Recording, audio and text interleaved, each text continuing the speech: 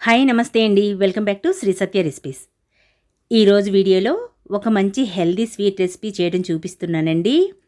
ఈ sweet recipe చాలా రుచిగా ఉంటుంది, అలాగే ఒంటికి చలువ చేస్తుంది, నీరసం రాకుండా చాలా హెల్దీగా ఉంటుంది. వారానికి 2 సార్లు ఇలా చేసి ఒక కప్పు తీసుకోండి, మీకే తెలుస్తుంది. సో లేట్ ఎందుకు, వీడియోలోకి వెళ్ళిపోదాము. ఒక కప్పు సగ్గుబియ్యాన్ని తీసుకొని శుభ్రంగా ఒకసారి కడిగి 1 కప్పు నీళ్లు వేసి ఒక అరగంట పాటు నానపెట్టుకోవాలండి.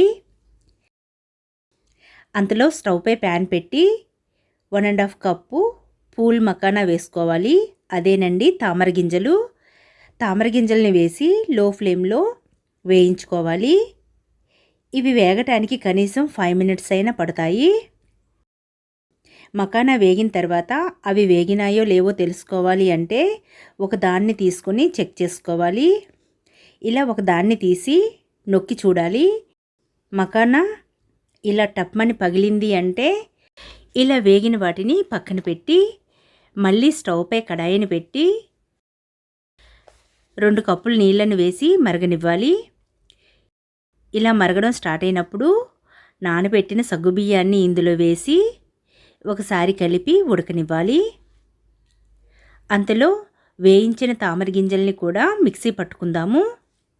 మిక్సీ జార్లో వేయించిన పూల్ మకానాన్ని వేసి ఒక 15 వరకు బాదం పప్పులను వేసుకోవాలి. అలాగే ఒక 4 యాలకులను కూడా వేసి మెత్తగా మిక్సీ పట్టుకోవాలి. పక్క స్టవ్ పై బెల్లాన్ని కరిగించుకుందాము. 1.5 కప్పు బెల్లాన్ని వేసి 1/2 కప్పు నీళ్ళను వేసి బెల్లాన్ని కరిగించుకోవాలి. బెల్లం పాకం పట్టనవసరం లేదు, కరిగించుకుంటే సరిపోతుంది. సగ్గుబియ్యం ఇలా ఉడికిన తర్వాత 4 కప్పులు చిక్కటి పాలను వేసుకోవాలి.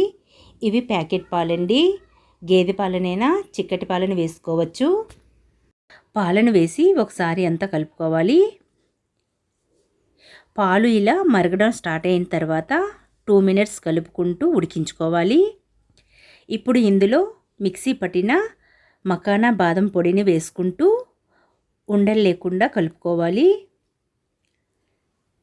ఇలా మొత్తం పొడిని వేసిన తర్వాత ఇలా అంతా బాగా కలిపి 1 నిమిషం పాటు ఉడికించుకోవాలి.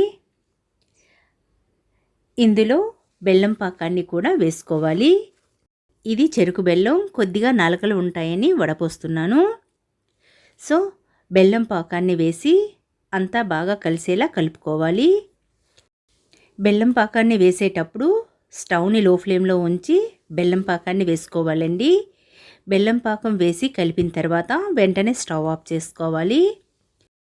దీన్ని పక్కన ఉంచి స్టవ్ పై చిన్న మూకిడిని పెట్టి 2 టేబుల్ స్పూన్ వరకు నెయ్యిని వేసి 2 టేబుల్ స్పూన్ జీడిపప్పును కూడా వేసి కొద్దిగా వేయించుకోవాలి.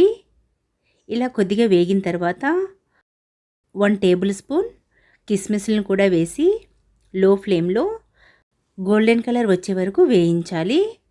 ఇలా వేగిన జీడిపప్పు కిస్మిస్ని మకానా స్వీట్లో వేసుకోవాలి. ఇంతేనండి, చాలా హెల్దీగా ఉండే స్వీట్ రెసిపీ రెడీ.